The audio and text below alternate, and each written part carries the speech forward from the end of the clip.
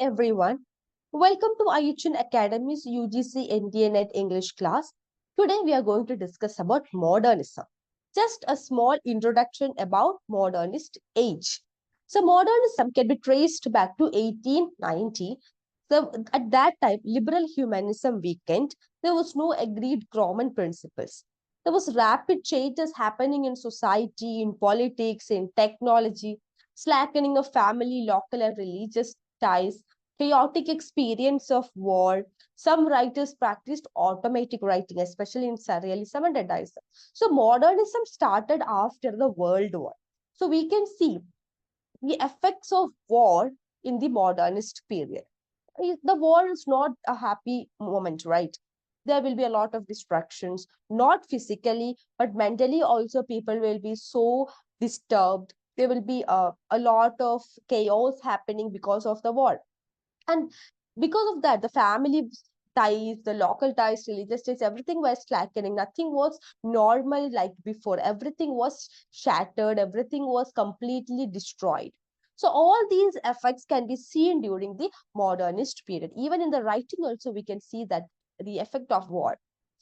Then modernism, there is a high modernism. The latest period of modernistic age is known as high modernism. Here we can see a rapid change. There's unparalleled range and rapidity. That the change was so rapid in a different level it is happening. And major writers during high modernistic period were Lawrence, T.H. Lawrence, Ezra Pound, T.S. Eliot, James Joyce, and Virginia Woolf. These were the major writers during the high modernist period. Their writings were austere, abstract, and anti-humanist vision. They had a faith in science and technology. So for them, they think that in order to master the nature, they need to provide, to provide progress.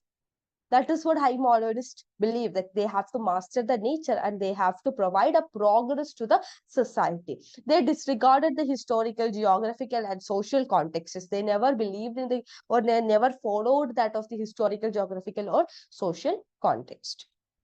When it comes to modernist literature, so I told you, the after war, a lot of effects of the war can be seen in the society. So it can be seen in the literature as well. So there was a break from the prevailing formal conditions. Till then, it was a formal condition. Victorian age and all, it was very formal. After that, then there was a break.